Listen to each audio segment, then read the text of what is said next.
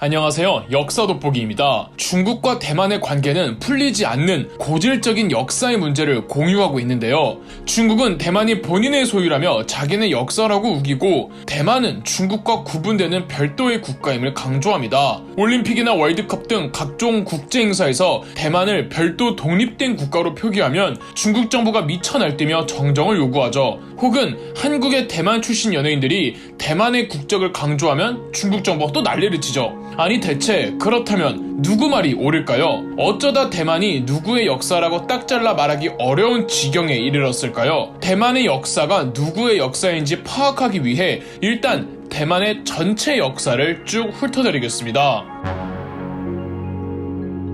타이완, 즉 대만은 섬나라이기 때문에 이주민의 역사이고 디아스포라의 역사입니다. 동남아시아와 동북아시아 그 경계 지점에 있는 섬이라 아주 오래전 고대 시절엔 일찍이 인도 차이나 반도나 필리핀 등 동남아의 섬나라 사람들이 많이 대만으로 이주해왔습니다. 학계에서는 오스트로네시아족이라고 부릅니다. 이 초기 정착민들을 대만의 원주민으로 간주하고 있으며 지금까지도 저마다의 부족 전통을 이어가고 있습니다. 현 대만 정부는 원주민들을 16개의 부족으로 나누었고 대만 인구의 2% 정도를 차지하고 있답니다. 지금은 고작 2%이지만 대만을 사람이 살 수 있는 땅으로 만든 장본인들이 바로 이 원주민들이죠. 물론 문명이나 도시를 만드는 정도는 아니었고요. 고대 시절까지만 해도 중국의 왕조들이 대만의 존재는 알고 있을지언정 별다른 큰 관심을 두지는 않았습니다. 왜냐하면 일단 중국 대륙 전체에 통일 왕조가 들어서는데도 시간이 걸렸고, 그 거대한 통일 왕조가 조금 만들어졌다 싶으면 북방의 흉노족들과 싸우거나 통일 왕조도 얼마 못 가 해체됐기 때문에 이 남쪽 바다의 섬에 큰 관심을 쏟을 겨를이 없었습니다. 심지어 항해술도 빈약했기에 태풍을 만나면 속수무책으로 물귀신 되기 십상이었죠. 11세기 경부터 서서히 중국인들이 타이완으로 넘어가기 시작했습니다. 중국이 송나라 때가 되면 항해술이 비약적으로 발전하고 해상 무역에 큰 관심을 보일 때였죠. 대만이 섬나라라 태풍 등의 위험 요소가 있긴 하지만 대만의 위치상 동남아, 태평양의 섬들, 중국 동해안, 한국, 일본 등 아시아 어디로든 가기가 유리한 지리적 이점에 있었잖아요. 이 중국 남쪽의 해상 상인들이 탐을 안 낼 수가 없는 곳이에요. 더불어 대만 해안가에는 외구 내지 오키나와 해적들의 근거지였는데 중국 정부 측에서 이 해적들을 소탕하는 과정에서 대만으로 많은 중국인들이 넘어옵니다. 결정적으로 몽골족의 원나라가 중국 대륙 전체를 다 차지하자 많은 중국인들이 원나라의 핍박을 피해 대만으로 이주해왔죠. 중국의 명나라, 청나라 때는 훨씬 더 많은 중국인들이 중국과 대만을 왔다 갔다 합니다. 현재 중국의 복건성 사람들이 지리적으로 인접하다 보니 많이 건너오는데 이들을 민남인이라고 불렀습니다. 그래서 현재 대만의 유적지들을 가면은 중국 복건성 지역 특유의 모습들을 많이 보게 됩니다. 민남인만큼 대만으로 넘어온 중국인들이 있었는데 바로 객가인 혹은 하카인들이었습니다. 객가인은 뭐라고 딱 규정짓기 어려운 중국인들인데 주로 중국 남쪽 지대에서 유랑하고 활보하던 존재들입니다. 본디 중국의 중화 문명은 이 중국의 중북부가 중심이고 중국의 남단 지역은 소수민족의 존재감이 크잖아요. 그래서 남쪽으로 넘어온 중국인들은 이 남쪽의 소수민족들 입장에선 그들이 외지인이었기에 환영받는 부류가 아니었죠. 객가들은 정통 중국 출신이지만 정통 중국 한족은 또 아닌 이 남쪽 소수민족들의 문화를 어느 정도 수용해 또 독자적인 문화를 만들어낸 진짜 이 애매한 존재들이죠. 그러다 보니 이동이 잦았고 주로 광둥성 등지에서 거주하며 대만으로 많이 넘어오곤 했습니다. 이렇게 복건성 출신의 민남인들과 중국 남쪽의 객가인들이 근세 몇백 년에 걸쳐 대만으로 넘어오며 원주민들의 비율을 압도하기 시작했고 곳곳에는 도시가 개발되고 문명화되었죠. 민남인이든 객가인이든 중국 본토에서 살기 어렵기 때문에 새로운 삶을 살고자 대만으로 넘어온 이들로 달리 말하면 중국 본토 왕조의 지배를 거부하기 위해 넘어왔던 거죠. 사실상 대만의 문명 발전은 이들이 일구어 놓았는데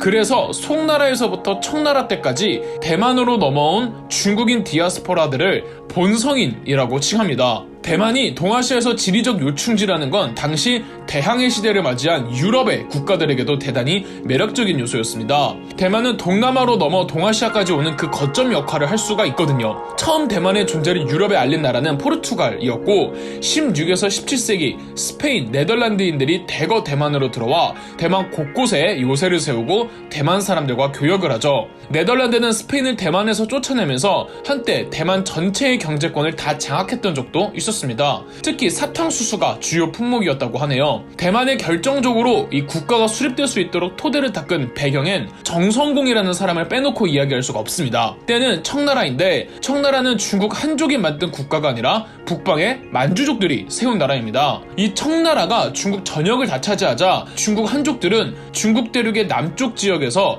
명나라를 부흥시키겠다며 청나라와 항쟁을 하나 계속 밀립니다. 그중 하나의 세력을 이끌던 사람이 바로 정성공이었는데 정성공의 아버지가 선박 3,000척을 소유하고 있던 복건성 출신의 해상 상인이었고 어머니는 또 일본인이었죠. 이 아버지가 복건성 출신 상인이라는 건 대만과 왕래가 잦았다는 뜻이고 청나라의 진압전쟁에 계속 밀리던 정성공은 이미 친숙한 대만으로 넘어가 그곳에서 계속 명나라 부흥운동을 전개하기로 합니다. 하지만 이미 대만에는 네덜란드 동인도 회사의 입김이 강하자 정성공은 우선 대만 원주민 및 이미 이주해온 본성인들과 힘을 합해 네덜란드를 축출하고 정씨왕국을 수립하죠. 정씨왕국은 때로는 원주민들을 달래기도 하고 때로는 핍박하기도 하며 대만에서 그나마 체계를 갖춘 왕국의 모습을 갖게 됩니다. 정씨왕국은 정성공의 손자 때까지 이어지지만 결국 청나라의 정복 황제였던 강희제에게 대만은 점령당하고 공식적인 청나라의 영토가 되어 청나라의 지배를 받습니다. 대만 역사상 처음이자 마지막으로 중국 정부의 지배를 받던 시기였죠. 근데 이 청나라는 또 만주족의 나라이니 중국 정부라고 하기도 애매하네요. 여하튼 이때 청나라의 영토가 되면서 정말 많은 중국인들이 대거 대만으로 넘어갑니다. 그러나 청나라 정부는 대만 개척에 그렇게 큰 관심을 두진 않았습니다. 점차 청나라 정부의 지배력도 약해지고 나중엔 영국이 또 호시탐탐 대만에 진출하기도 했죠. 그런데 정작 이 대만을 가져간 열강은 지금까지 등장하지 않았던 바로 일본이었습니다. 일본이 조선을 제일 먼저 식민지화했다고 알고 계신 분들 많겠지만 조선을 먹기 전에 일본은 대만으로 예행 연습을 미리 해갔습니다. 1871년 대만에서 이 대만 원주민들이 난파당한 오키나와 현지인들 54명을 살해하는 사건이 터졌습니다. 일부 도망에 성공한 오키나와 현지인들은 청나라 정부의 도움으로 탈출했는데 느닷없이 일본 정부가 오키나와 현지인들은 일본 국민들이고 청나라 정부 영토의 원주민들이 자국민을 살해했으니 배상금을 달라고 요구합니다. 청나라 정부는 어이가 없어서 거절하자 1874년 일본은 대만을 군사점령을 해버립니다. 그러고 바로 일본은 이 자신감으로 조선에 일으킨 사건이 강화도 조약이었죠. 청나라는 그때까지도 딱히 대만에 신경을 쓰지 않다가 1884년 프랑스와 인도차이나 반도 주권을 두고 청푸 전쟁을 할 때 이 대만의 중요성을 인지하죠. 비록 청푸 전쟁에선 청나라가 졌지만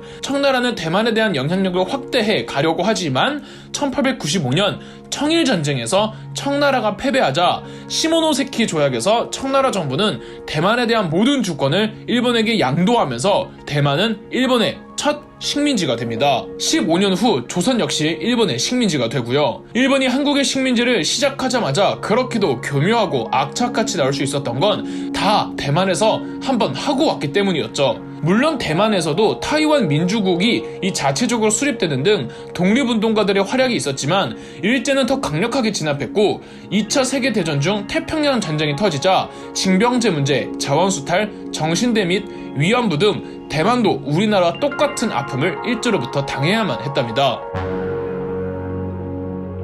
자, 그런데 1945년 일제가 패망합니다. 조선은 식민지화 이전 독립된 국가가 있었기에 그냥 독립했지만 대만은 식민지 전에 청나라 정부 소속이었다는 이유로 1945년 10월 25일 중국 정부에 반환됩니다. 약간 다른 게 청나라는 만주족 정부였고 해방 후 중국 정부는 중국 한족들의 정권이었기에 조금 개념이 다르죠. 하지만 일제 패망 직후 중국도 아수라장이었습니다. 중국 대륙에선 장제스의 국민당과 마오쩌둥의 공산당이 내전을 벌이고 있었습니다. 장제스와 그를 지원하던 미국은 일찍이 대만의 중요성을 인식하고 대만을 병참 수송을 위한 군사기지로 삼고 있었습니다. 그래서 장제스는 많은 국민당원들과 중국인들을 보냈는데 이렇게 일제 패망 이후 대만으로 새롭게 들어온 중국인들을 기존의 본성인과 구분하기 위해 외성인이라고 부릅니다. 행정권은 장제스의 국민당과 미국민 유엔이 다 쥐고 있었기에 외성인은 일방적으로 본성인과 원주민들을 지배하며 핍박했고 1947년에는 2.28 사건이라고 본성인들이 대거 봉기를 일으킨 적도 있었습니다. 그러나 이내 진압되었죠. 1949년 결국은 장제스가 마오쩌둥에게 패배하자 장제스는 대만으로 건너가 그곳에서 중국 공산당 정부로부터 독립을 선언하며 독자적인 나라 중화민국을 선포하면서 오늘날의 대만 정부가 완성되었습니다.